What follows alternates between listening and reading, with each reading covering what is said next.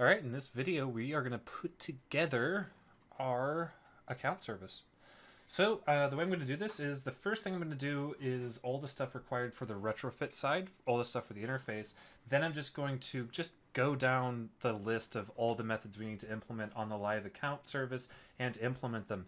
Now, funny enough, this service doesn't actually have as many calls as the other ones, or at least the contact for sure, but it happens to be the most complex. And unfortunately, it's also the one we have to do first, because if we can't log into our application, which at this point we can't, if we tried to log into the application as it stands, it would just sit there and spin forever because nobody is receiving that request.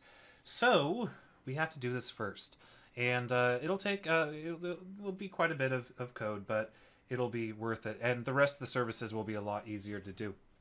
So let's start off with the interface. I'm going to jump into Live Your Web Service. And down here, I'm going to section off this interface. This is going to be a big interface. So I'm going to section it off with some nice little dashes here. And the first section I'm going to write is actually going to be at the bottom. Just like usual, I'm going to start off at the bottom and go up. And I'm going to mark this as DTOs, or data transmission objects. Now, not all of the requests that we have in responses can be serialized directly by retrofit. There are going to be a couple intermediate requests that we have to write our own classes for, and the auth has a couple of them.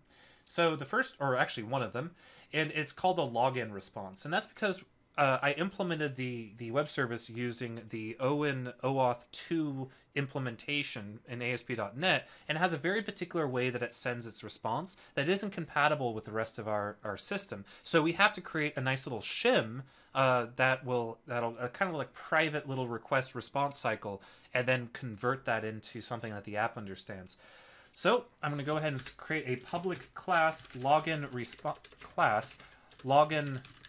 response. He'll inherit from service response because he has to, for the way I'm writing everything.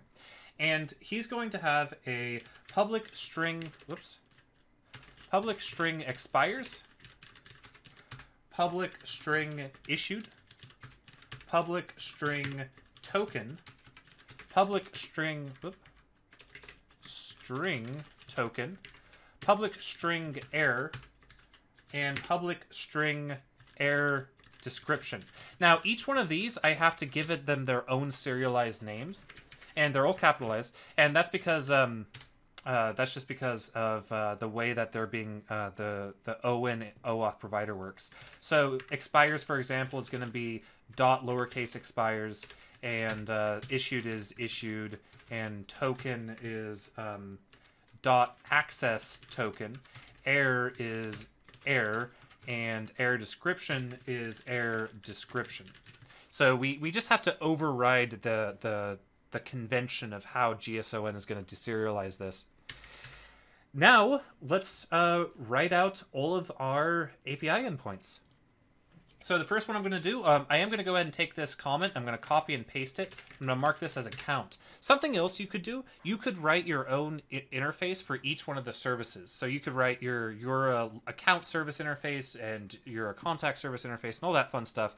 I'm just doing it all in one interface because it's quick and easy.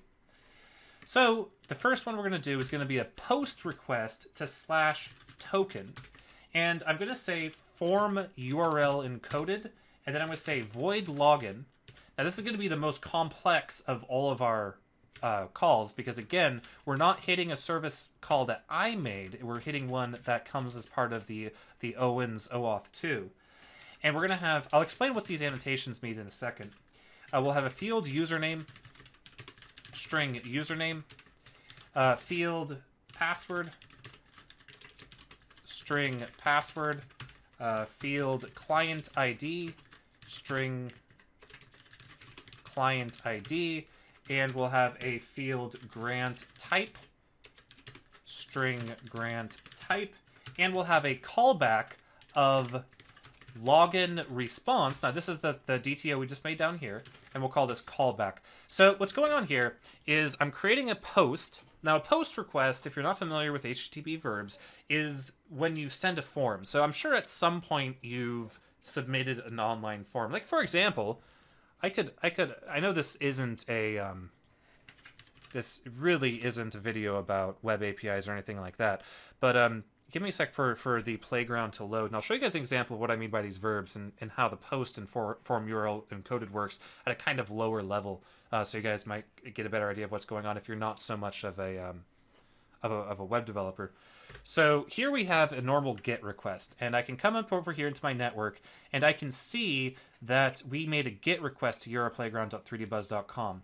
But down here we have a form, and so you can see in the HTML DOM over here on the right hand side we have this form element, and if I hover over it, you'll notice it highlights the rest of the form, and you'll notice it has a method of post. And really, post is used for most form submissions on the internet. And if I type something in, like some garbage here, or how about blah at example.net, now I'm going to hit generate. Now watch what happens here. When I hit generate, what's going to happen is it'll take a second because it has to spool up the connection to the database again, unfortunately. There we go. Now if I come back to the network tab, notice how we made a post request. And I can inspect that request, and I can see that if I scroll down here, I have this form data, name and email. So notice how it made a post, and I sent some form data. This is what we're emulating with this syntax. I'm saying form URL encoded, which is a specific type of encoding that most browsers understand, and then I'm saying it's an action of post.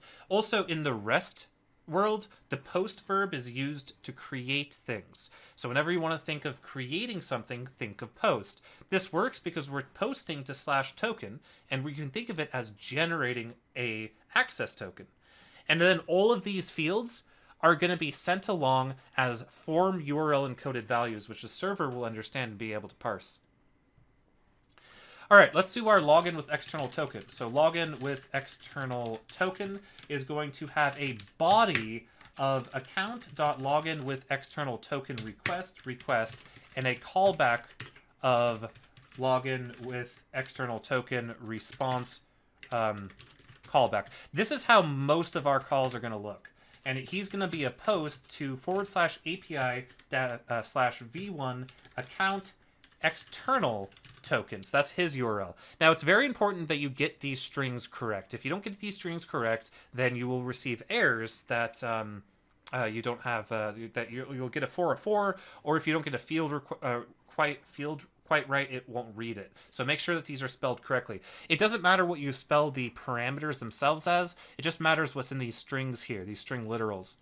But anyway, now we're doing a post, but in this case, instead of listing every single field manually like I did here, I'm annotating this parameter with body. And what it's going to do by default is it's going to send this as JSON. It's going to serialize this entire parameter and send it as the body of the HTTP request.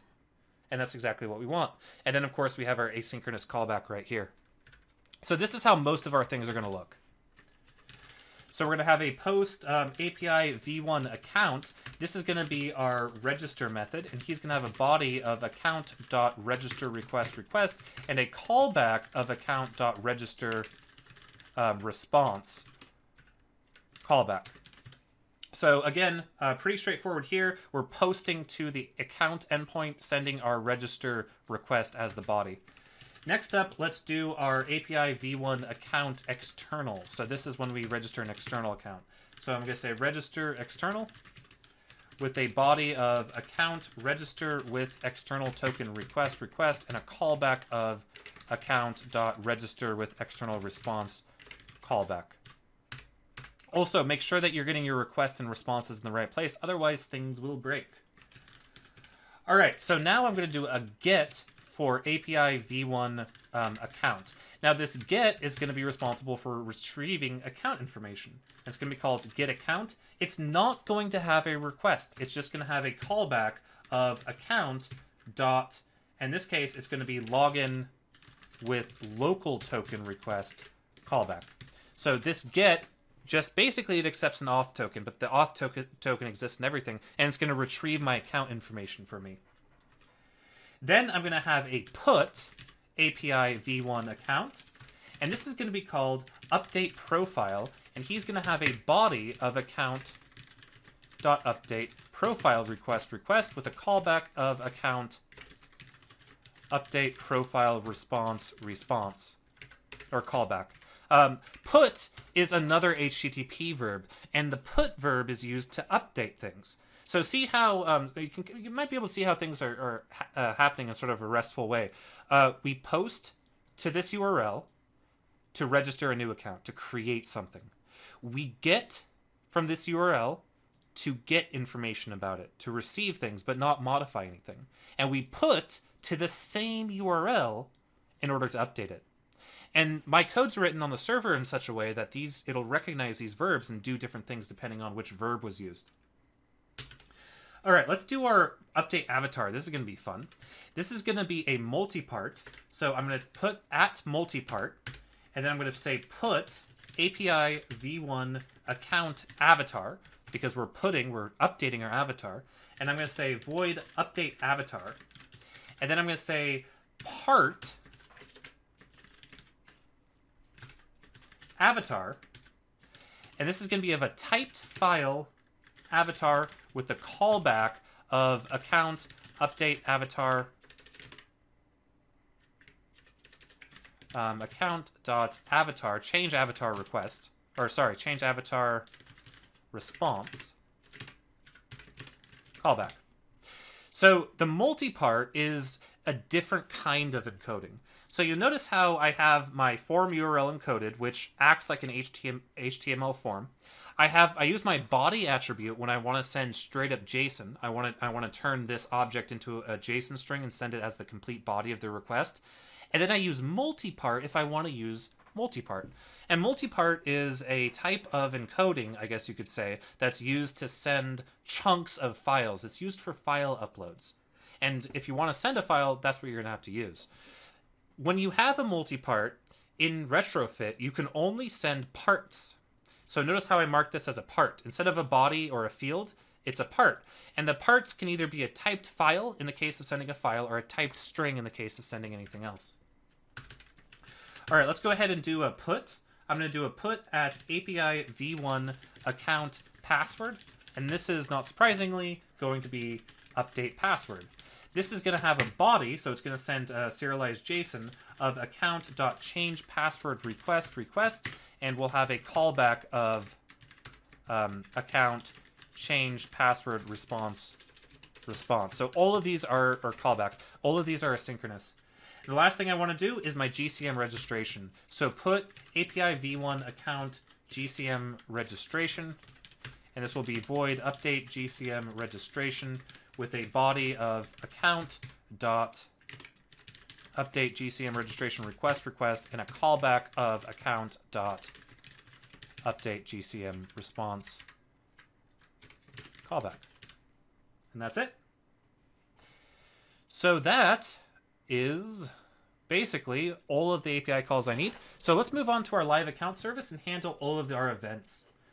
So before I do that, actually, I do want to go ahead and I'm gonna change the constructor a bit. I'm gonna add a private auth field. Let's make it a private final auth.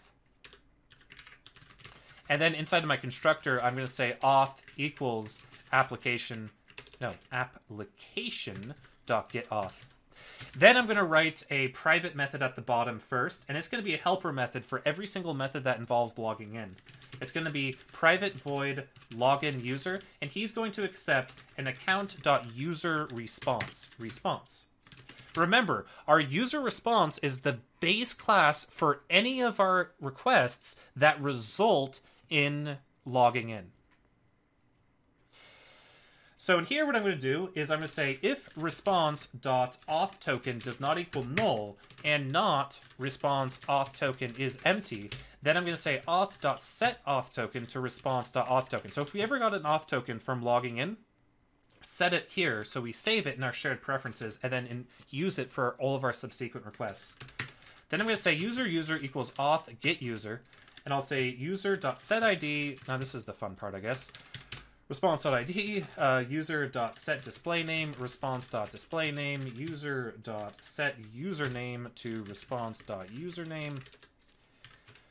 My favorite thing is repetitive code, isn't it? Set email is response.email, user.set avatar URL, response.avatar URL, user.set has password to response.has password, and user.set logged in equals true. And then finally at the end, I'm going to do bus.post new account.user details updated event, passing in user. So this will let the rest of the application know that our user details have been changed and they should update themselves. All right, now let's start back up at the top and implement each one of our service calls from here on down. So we'll subscribe. Remember your subscribe attribute, otherwise, or annotation. Otherwise, these methods aren't going to get called, and your program is just going to sit there and do nothing, waiting for this response. Public void register account.register request. Then I'm going to say API.register, and I'm going to pass in request and then a new retrofit callback. And for retrofit callback, I'm going to pass in account.registerRequest.class as its constructor. Unfortunately, you're going to have to pass in the class of the response multiple times here, and mainly into the constructor of the retrofit callback. Now remember, our retrofit callback is a wrapper around retrofit's callback, so that's why we can use it to satisfy the asynchronous API. So then what I'm going to do is I'm going to say, if register response did succeed, then login user register response. And then I'm going to say bus.post register response. And that's it. So if we successfully logged in with this API call, log the user in, and then post it to the rest of the application so it knows that you logged in. Next up, let's log in with username. So this is going to be a final account dot login with username request. And I could do validation here to make sure that this isn't all the fields are set and everything like that. Or I could set that validation up somewhere else and maybe some sort of interceptor, but I'll leave that as an exercise for other people. So then I'll do api.login, and I'm going to pass in request.username, request.password. For the client ID, I'm passing in Android, and for the grant type, I'm passing in password. These are values that are required by the OAuth provider in .NET. Then I'm going to pass in for the callback, new retrofit callback. And this is complicated. So basically, if this succeeds, notice that I do have to pass in login response.class here at the constructor. If this succeeds, I now need to make another web request to get my account information. If it didn't succeed, I need to just early exit out and tell the UI that I didn't succeed. So I'll say, if not, login response did succeed, then I'm going to say account.login with username request, or login with username response equals new login with username response. This code would be so much cleaner if implicit typing existed in Java. Response.set property error username with the capital N, response.error or login response.error description, and then bus.post response, and then return. So notice how I'm fabricating my own response, and then I'm converting from the response that came from the way the server was written to the way that my application expects it. Then I'll say, if it succeeded, then I'm going to say auth.set token login response.token. So I'm setting the auth token with what I got.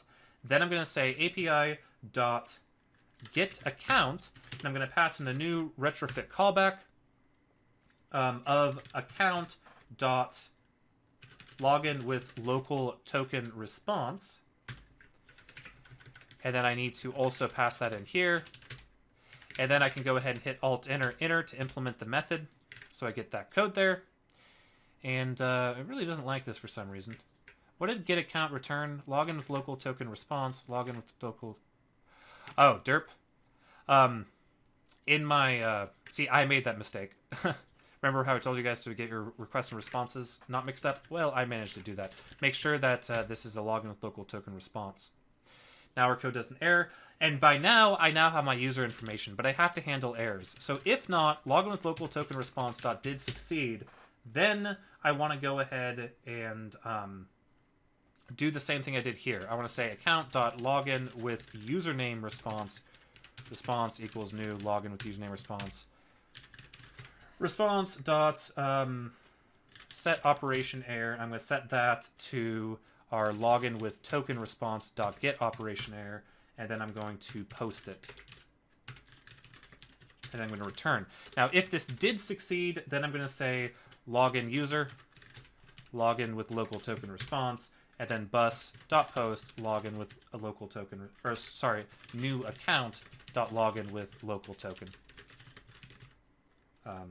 Or sorry, login with the username response. This is probably the ugliest method in the entire service layer. So if this is bothering you, don't worry about it. That's the reason why I didn't try to introduce any other infrastructure to make this cleaner, because at the end of the day, it's only one call. All right, so now let's move on to our login with local token. So I'm going to do subscribe, public void login with local token, passing in final account dot login with local token request. And I don't think it needs to be final, but whatever. And I'll say API.getAccount, new retrofit callback post, login with local token response. And this is going to simply do login with local token response. Or sorry, login user. Actually, we're going to do retrofit callback post on this one. And then we'll import that class. Remember, his constructor does need to be provided the result type and the bus. So copy in the result type and pass in your bus. Then I'm going to say login user, login with local token response, and then I'm going to say super.onResponse, login with local token response. So again, we're just inserting a little bit of middleware here, so we intercept the result and we set our user to those values. We won't have to do this for the majority of our calls. All right, let's do our update profile. Our update profile is going to be final account.update profile request, and we're going to say API.update profile request, and then new retrofit callback post. Now, retrofit callback post will have to take in that and that, which is going to get very tiring writing all the time. And then I'm going to override the onResponse call. And in the onResponse call, what I'm going to do here is I'm going to update the user manually. So I'm going to say user equals auth get user, user.displayName, or set display name to, I'm going to change this parameter to response here. .displayName, user.set email to response.email, and then I'm going to say super.post response, and then I'm also going to say bus.post new account.user details updated event user. So not only are we sending the update profile response back to the UI, we're also publishing a user details updated event so other parts of the UI can get updated too. All right, moving right along, let's do our update avatar. Public void update avatar, and for update avatar, we'll final account dot change avatar request, and then for here we'll do API update avatar. For our typed file, I'm going to pass in a new typed file, and I'm going to pass in a MIME type of image JPEG. That's not how you spell JPEG. So the server knows what kind of image it is. And then I'm going to pass in a new file, and I'm going to pass in request.newAvatarURI.getPath. Then for my post, I'm going to do a new retrofit callback post, passing in my response type and my bus. And then he's going to override our onResponse here. I'll change his parameter to response, or parameter name, just for cleanliness here. I'm going to, before I do super onResponse, I'm going to say user auth get user, basically the same thing I did before. And then user set avatar URL response.avatar URL, and then I'm going to post what we posted before, and then I'm going to say bus.post new account.user details updated event user. All right, now we have our change password. So, public void change password with a final, or it doesn't need to be final. I don't know why I'm marking everything as final. change password account, change password request request, and he's going to simply do api.changePassword or update password derp request, and then a new retrofit callback post. And our retrofit callback post, we need to provide the result type and the bus. And I don't know why that's not working. Wrong first argument. Change password request, change avatar. Oops, this should be change password. I like strongly typed languages. Okay, and then for our override, we're going to override on response. And I'll change this parameter name again because otherwise it's ugly. And then what we're going to do here is, all we're going to do is we're going to say user, or if response.did succeed, then I'm going to say user, or auth.getUser.set has password true. And that's it. All right, now let's log in with external token. So public void login with external token, account.login with external token request, and we'll do api.login with external token, passing in our request, and passing in a new retrofit callback post, passing in our .class for our response and our bus, just like what we did before. And then I'll go ahead and override a method on it. And the method I'm going to override is, of course, going to be our onResponse here. And for our login with external token, we are going to simply do login user, invoke login user with login external token response. Or we can change that to response, so that's less ugly. All right, now let's do our register with external token. Account.register with external token request, and then we're going to go ahead and do api.register external request new retrofit callback post, passing in our result type .class and our bus, just like what we've done with all these other guys. And then we'll go ahead and override our onResponse, and I'll say login user response and response. All right, so those were pretty much the ugliest methods we're going to have to write. Just to give you guys a taste of how it's going to usually be with this, I'm going to show you guys the set register GCM.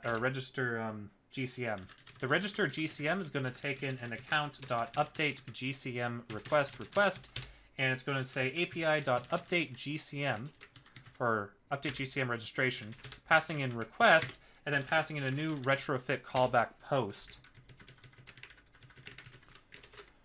.class and bus. So only one line of code, and we don't even need to provide that generic type parameter because we're not overriding any members. And that's it. So now let's test it. Let's see if we can log in. Let's go ahead and hit run.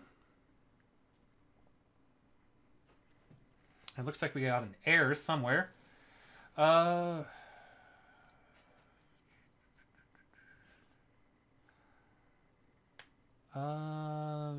Your web server's login response does not match path, but it does. Hold on, I'm going to go ahead and restart Android Studio. Didn't work either. I'm certain that this is a bug, especially considering how ridiculous it sounds. Because if you actually read it, it's like, your web service login response does not match path. And you look at the path and it's like the same thing. So I think what could be going on is something that I have no idea about. And whenever you have something that could be going wrong that you have no idea about, always try a build clean. So I'm going to go ahead and build clean project. I don't know if this is going to work, but it's just typically a good thing to do when you're running into issues like this, like internal compiler errors. Because I don't think I code that bad that I caused the Java compiler to stop working. Because that would be really impressive. So I went ahead and I did a clean and I hit play. Let's see if this works. If it doesn't, it's still a good little tip for you guys. So I'll just leave that in the video. Of course, this build will take a couple seconds longer than usual. Unfortunately. But yeah, I'm not a big fan of how much code that you have to write for some of these. But on the other hand, if I didn't... Oh, see, and it worked, because of course it did. But back to what I was saying. This really isn't a whole lot of code when you consider all of the error handling and the synchronization handling and the asynchronicity and all that stuff combined makes this actually not that bad. But anyway, we're now back. So I'm going to go ahead and hit your register. And I'm going to register a Nelson account, Nelson at 3dbuzz.com, and password of test. Let's hit register. And again, it might take a couple seconds because the ASP.NET application might have spooled down.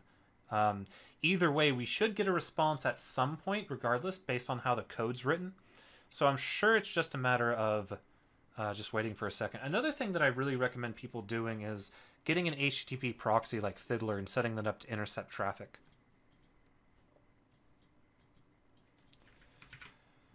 All right, and we logged in. So I'm going to go ahead and log out, and I'm going to log in with that account I just made. And it says username and password is incorrect. Let's try to register Nelson2.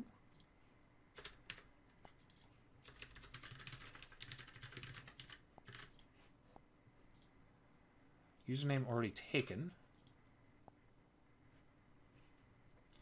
Okay, I was able to register a secondary account there, which is really cool seeing work, by the way. Let's log in. Let's try that. Maybe I messed up the password a little bit. No, we're definitely getting some sort of exception. So what I'm going to do is I'm just going to once over the code a little bit.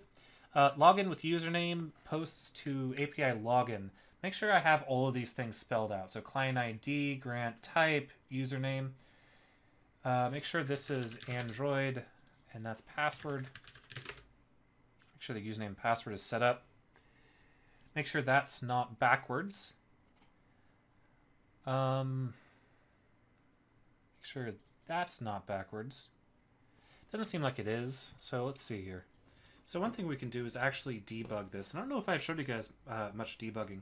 I'm going to go ahead and set a breakpoint right here and say debug that. And let's go ahead and give it a couple seconds to compile. Actually, I think I'll go ahead and pause the video for this because it might take a second. All right, so let's go ahead and hit OK. And now we're going to launch the debugger. So what you'll see is a waiting for debugger sign for a second. And you see we did log in, which is interesting. So I'm going to go ahead and log out. I'm going to log in again. And here I'm just going to do Nelson and test, hit login. And now the application is paused, and I can inspect all of this stuff. So let's look at the login response. So the username or password was incorrect on this. So I'm going to say run resume program, and I'm going to try my Nelson 2 for this. So now let's look at the login response. I'm just going to hover over it. And you see it succeeded. So the error must be on this call. So I'm going to set a breakpoint here, and I'm going to say run resume program. And then I'm going to hover over this response and see what happened. So here we get an operation error, unknown error. So now we know kind of where the problem is. So I'm going to hit run resume problem, or resume problem. Well, I guess in a way. Resume program. I'm going to jump into retrofit callback.java. I'm going to put a breakpoint here, and then I'm going to come back into getting motion and hit login again. And let's go ahead and see this. So we get a 401 unauthorized. You know what that tells me? That tells me that I messed up the cookie. Or not the cookie, the authorization. So the problem is most likely inside of my module, and it's most likely either here, misspelling student, which I didn't do, or here, misspelling authorization. So let's check this real fast. Well, that's interesting. It looks correct. So the next thing I want to do is I want to go ahead and check the login response to see if I even did get a token to begin with.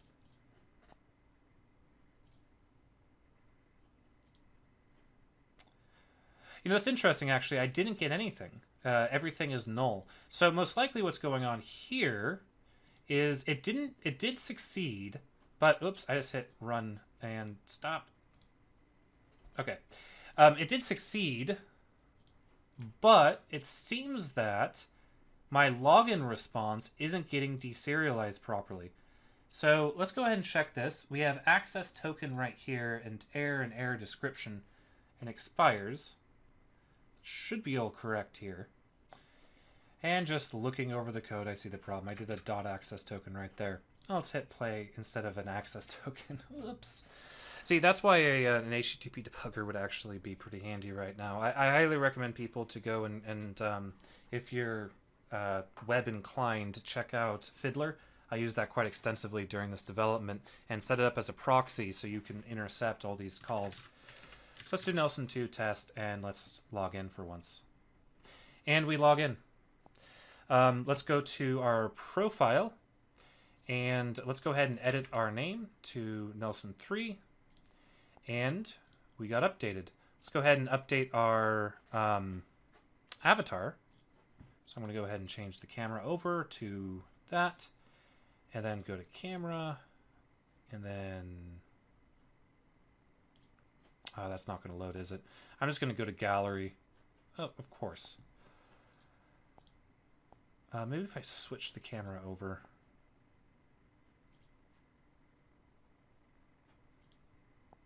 Alright, camera's being a little buggy, which it likes to do sometimes.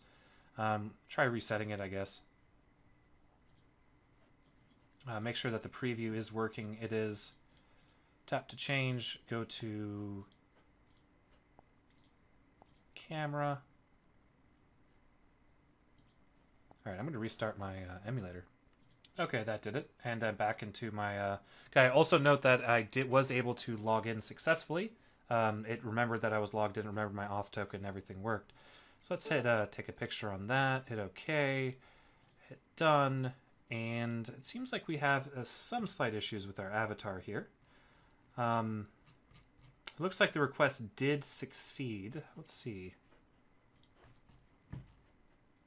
My avatar, that actually should have worked for you guys. My avatar isn't working because my web API is still pointing to my local server, which I'm not on right now. So that's why that doesn't work. But we'll get that to work in the next, or I'll get that to work between now and the next video.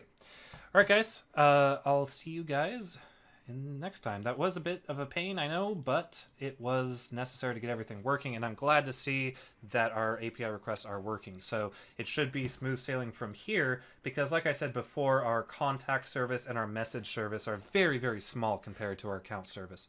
So we'll see you guys in the next video.